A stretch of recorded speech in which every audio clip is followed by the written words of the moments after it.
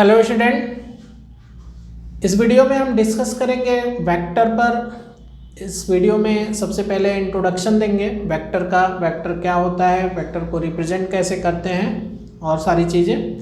तो आइए स्टार्ट करते हैं। वेक्टर वेक्टर क्या होता है? तो सबसे पहले आपको पता है कि वेक्टर होता है जिसमें मैग्नीट्यूड हो और डायरेक्शन हो। मैग्नीट्यूड के साथ साथ डायरेक्शन हो तो उस क्वांटिटी को आप क्या बोलते हैं? वेक्टर क्वांटिटी बोलते हैं। अब यहाँ पर क्या है, वेक्टर को रिप्रेजेंट कैसे करते हैं? तो vector is represented by a directed line segment.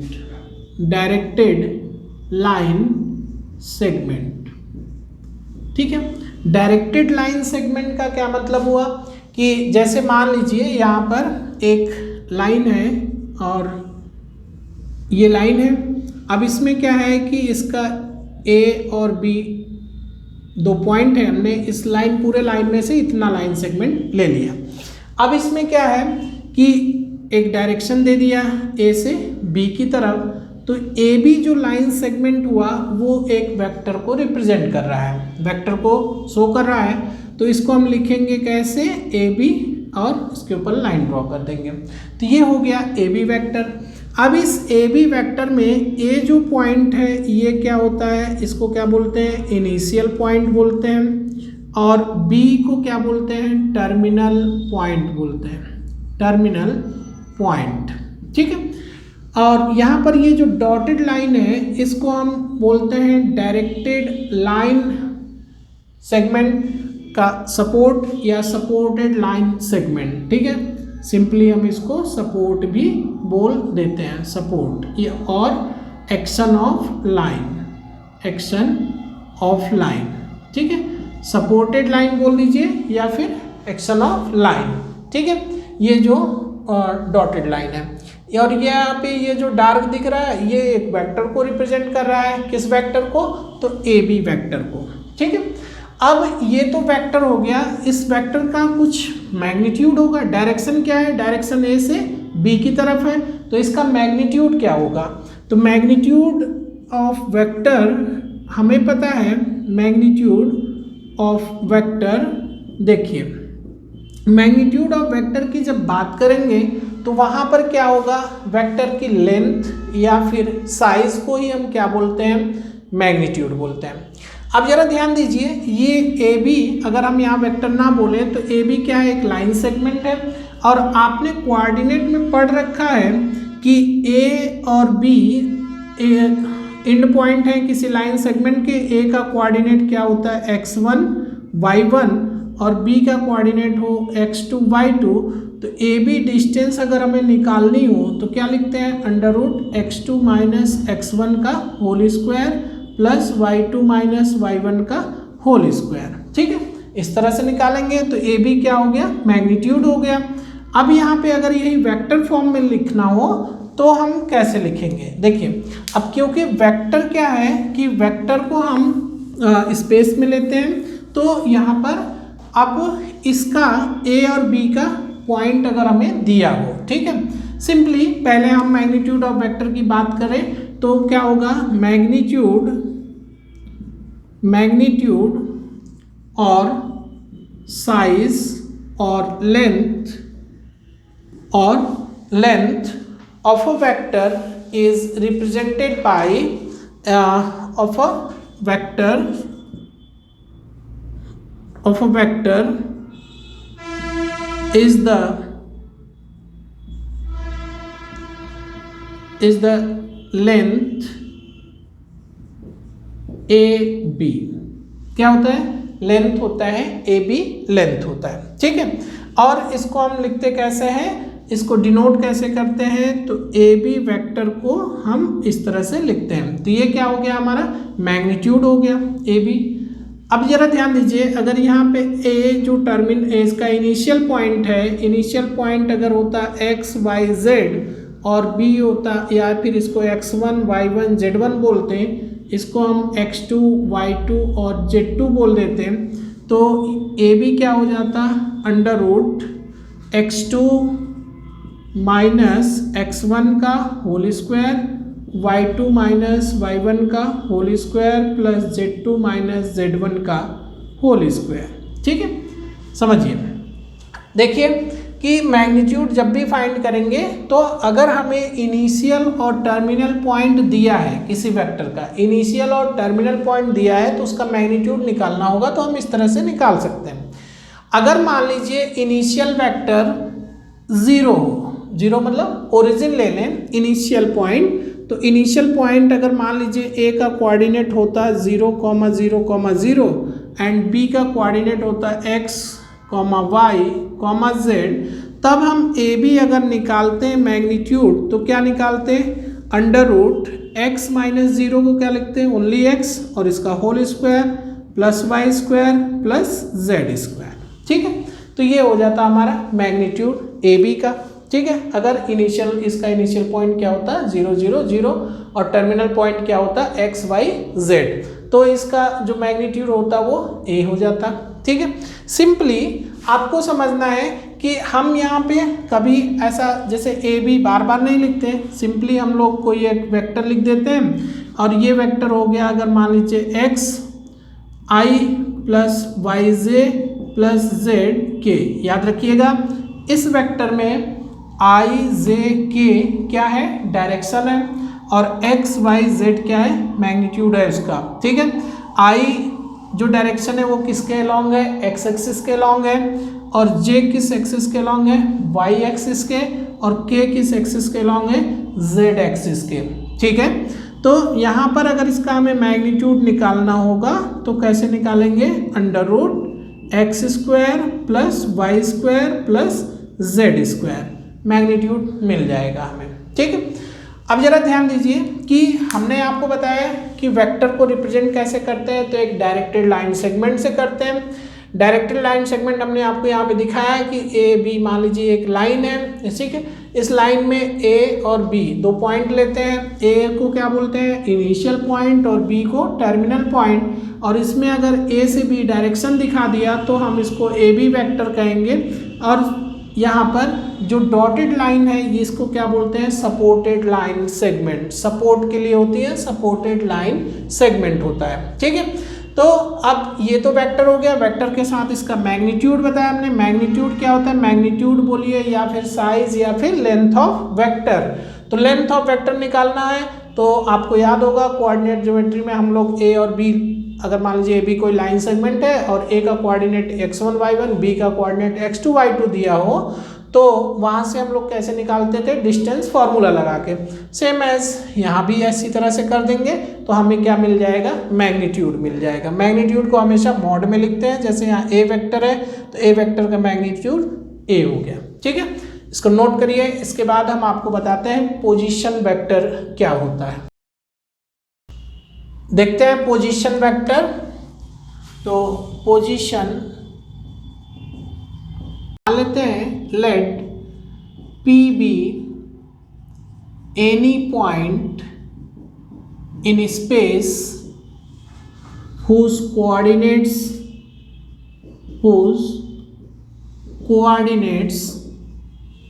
x, y, z with respect to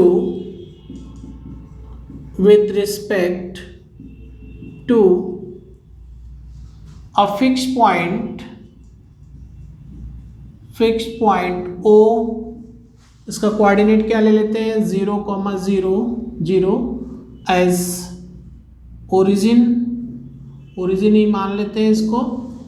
ठीक है, तो क्या होगा पोजीशन वेक्टर किसका, पॉइंट P का।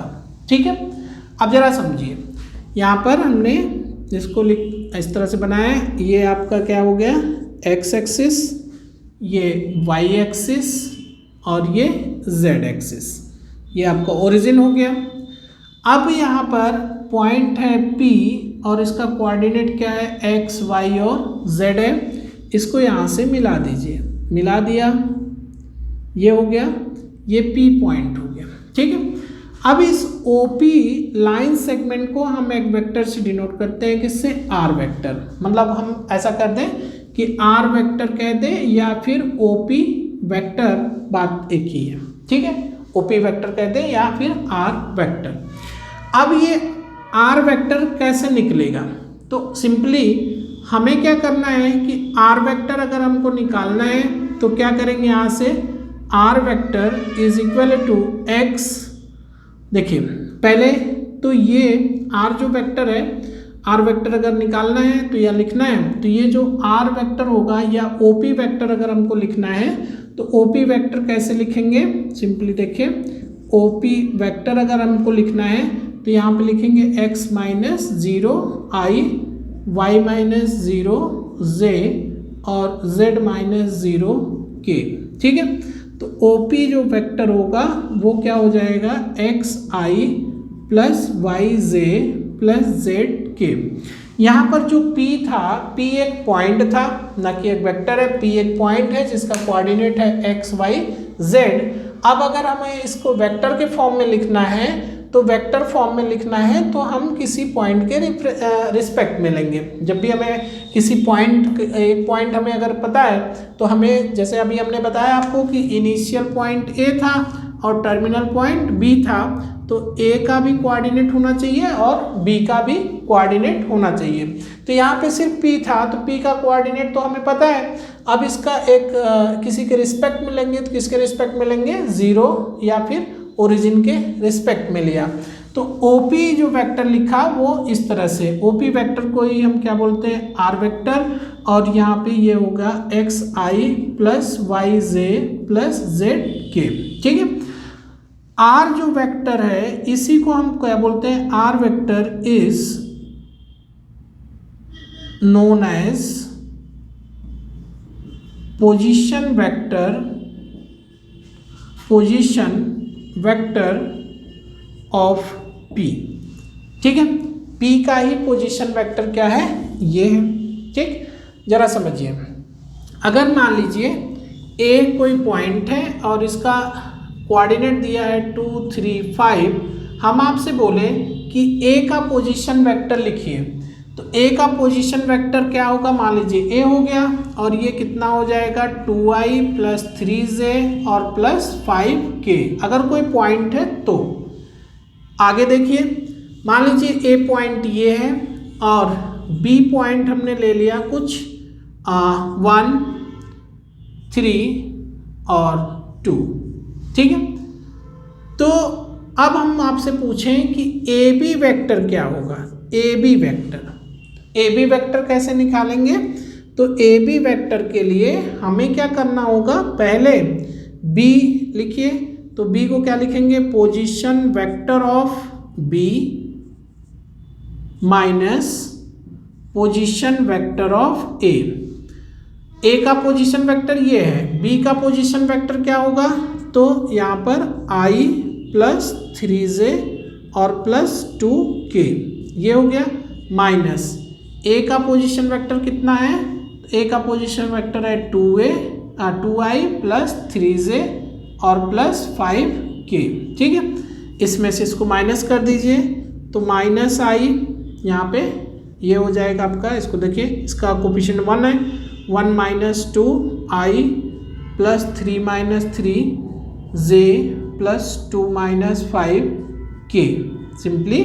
तो क्या हो गया यहाँ पे, माइनस i और प्लस 0 इंटू j और प्लस नहीं, यहाँ पे माइनस आ जाएगा 3k, ये 0 हो गया, इसको हटा दीजिए, तो माइनस i प्लस और माइनस 3k, ये क्या हो गया, AB वेक्टर हो गया, ठीक है। तो कहने का मतलब कि अगर दो पॉइंट दिए हों और दोनों को मिला के हमें कोई वेक्टर बनाना है, तो AB वेक्टर अगर लिखना है तो सबसे पहले position vector of B minus position vector of A करते हैं। पोजीशन वेक्टर कैसे निकालते हैं, कोई भी पॉइंट है, जैसे A का पोजीशन वेक्टर लिखना है तो यहाँ पे क्या लिखेंगे, A वेक्टर, और इसमें i j k लगा के ऐड कर दीजिए, ठीक है।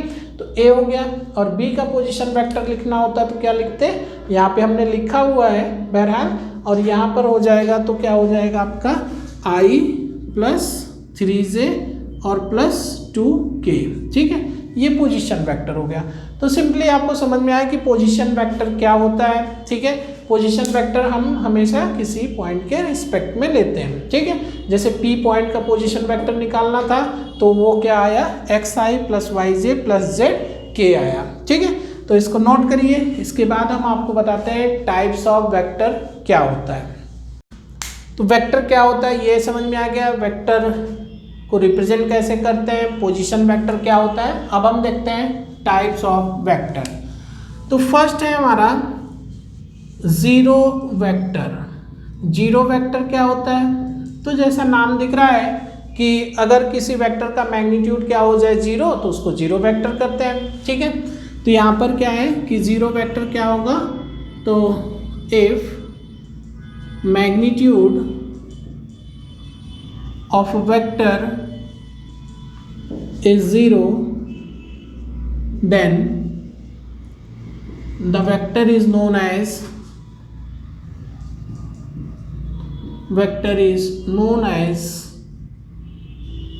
zero vector। अब मैग्नीट्यूड जीरो कब होगा, तो मैग्नीट्यूड जीरो तब होगा जब उसका इनिशियल पॉइंट और टर्मिनल पॉइंट दोनों क्या हो, एक ही पर हो। मीन्स आप कह सकते हो कि that is initial and terminal points are coincide, ठीक है। इनिशियल और टर्मिनल पॉइंट क्या हो, कोइंसाइड हो, तो उसको हम क्या बोलेंगे, जीरो वेक्टर। जीरो वेक्टर का मैग्नीट्यूड निकालना हो तो a dot is equal to zero हो जाएगा, ठीक है। सेकंड है हमारा second unit vector. Unit vector क्या होता है, तो ऐसे वेक्टर जिनका मैग्नीट्यूड 1 हो उनको बोलते हैं यूनिट वेक्टर। तो देखिए a vector is called unit vector if the magnitude is unity, that is 1, ठीक है। तो इसको क्या बोलेंगे, यूनिट वेक्टर। यूनिट वेक्टर को डिनोट कैसे करते हैं, कैसे लिखते हैं, तो it is denoted by A cap. कैसे रीड करेंगे, ए कैप, ठीक है। ये हो गया आपका यूनिट वेक्टर, ठीक। थर्ड है आपका इक्वल वेक्टर। इक्वल वेक्टर क्या होगा, तो टू और मोर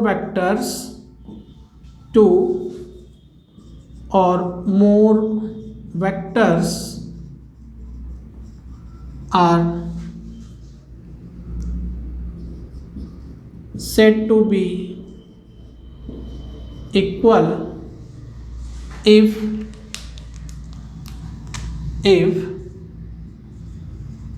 their magnitude is same, ठीक है। तो मैग्नीट्यूड क्या होना चाहिए, सेम होना चाहिए। फोर्थ नंबर है निगेटिव वेक्टर। वेक्टर्स, ठीक है। तो नेगेटिव वेक्टर क्या होगा, मान लीजिए if a is a given vector a एक वेक्टर दिया हुआ है, then the negative of vector a of vector a is -a, ठीक है। मीन्स कि नेगेटिव वेक्टर का मैग्नीट्यूड तो सेम होगा लेकिन डायरेक्शन क्या होगा, अपोजिट होगा। अगर हम इसको शो करें तो कैसे, जैसे मान लीजिए ये एक वेक्टर है a, तो इसका अगर डायरेक्शन हम चेंज कर दें, मैग्नीट्यूड सेम रखें, तो इसको क्या बोलेंगे, नेगेटिव वेक्टर, राइट। इसके बाद आता है हमारा नेक्स्ट है collinear vector. Collinear vectors. Collinear vectors क्या होते हैं? तो कोलिनियर वेक्टर्स को हम कह सकते हैं कि vectors are said to be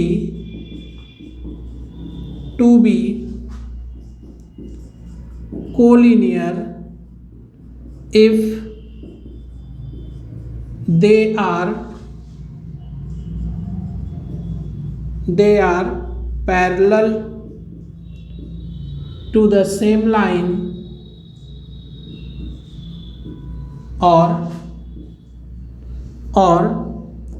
along the same line, right. तो यहाँ पर ये हो गया कि vectors are said to be collinear if they are parallel to the same line और along the same line.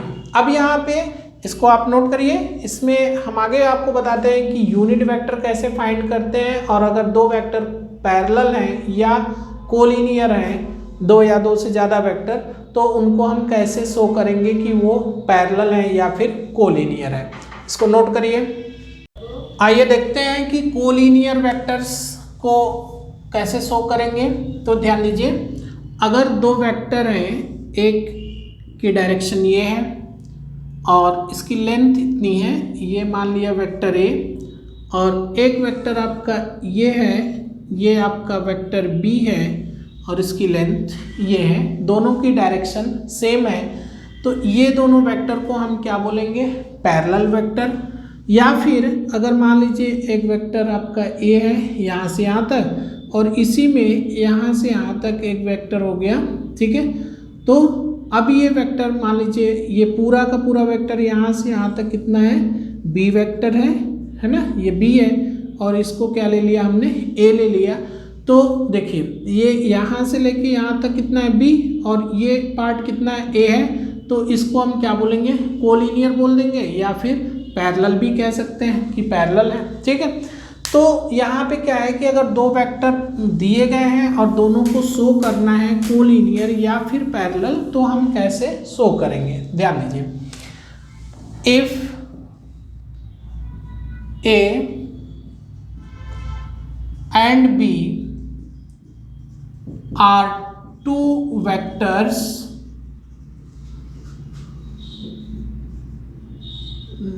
then two vectors are said to be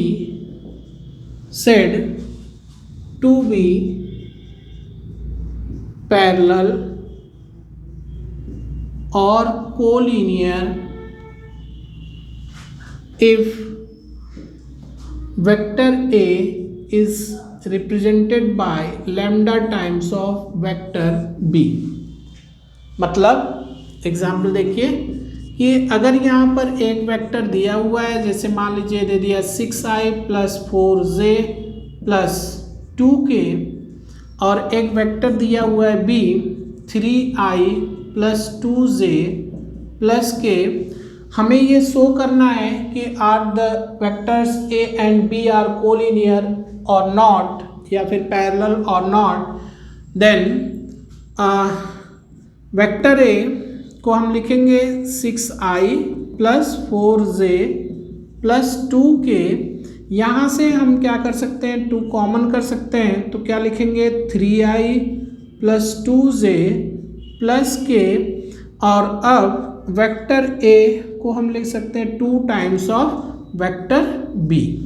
ये हो गया हमारा a, vector a equals to lambda times of vector b के form में। तो हम कह सकते हैं कि hence a and b are parallel vectors, right. तो पैरेलल वेक्टर्स हो गया, या अगर यहाँ कोलिनियर बोलता तो कोलिनियर वेक्टर्स बोल देते हैं, ठीक है। तो ये तो हो गया हमारा कोलिनियर वेक्टर या फिर पैरेलल वेक्टर। अब हम थोड़ा सा डिस्कस करते हैं unit vector along a vector. याद रखिए, यूनिट वेक्टर जब भी हम लिखते हैं तो किसी वेक्टर के अलोंग ही यूनिट वेक्टर लिखेंगे। जैसे कि अगर हम x वेक्टर के अलोंग यूनिट वेक्टर लिखेंगे तो क्या लिखेंगे x कैप, या a वेक्टर के अलोंग यूनिट वेक्टर लिखेंगे तो a कैप, या फिर b वेक्टर के अलोंग यूनिट वेक्टर लिखेंगे तो क्या लिखेंगे b कैप। सिंपल सा फॉर्मूला है, a cap is equals to vector upon magnitude of vector. ठीक है, ये हो गया यूनिट वेक्टर निकालने का फॉर्मूला। अब इसका एग्जाम्पल देखते हैं कैसे होगा। तो जैसे मान लीजिए कि यहाँ पर वेक्टर a गिवन है i + 2j + 3k, हमें इसके अलोंग यूनिट वेक्टर चाहिए। तो हम क्या करेंगे, पहले इसका मैग्नीट्यूड निकाल दीजिए, √1 + 2 का स्क्वायर 4 + 3 का स्क्वायर 9, तो कितना हो गया, ये हो गया आपका √9 + 4 13 और 1 14 हो गया। तो यूनिट वेक्टर अगर हमको लिखना है तो a cap is equals to vector a upon magnitude of vector a। तो क्या होगा, वेक्टर a यहाँ पे लिख दीजिए, a cap is equals to vector a कितना है i + 2j + 3k whole upon √14। ठीक है, इसको हम ऐसे भी लिख सकते हैं, a cap is equals to 1 upon √14i + 2 upon √14j + 3 upon √14k। Right, तो ये हो गया हमारा टाइप्स ऑफ वेक्टर या वेक्टर का इंट्रोडक्शन ने आपको यहाँ पे बता दिया। अगले वीडियो में हम डिस्कस करेंगे डायरेक्शन, कोसाइन और सेक्शन फार्मूला पे, और साथ में एनसीईआरटी एक्सरसाइज आपका सेकंड एक्सरसाइज की कुछ क्वेश्चंस भी सॉल्व करेंगे। ठीक है, तो इसको नोट करिए, मिलते हैं हम लोग नेक्स्ट वीडियो में, तब तक के लिए धन्यवाद।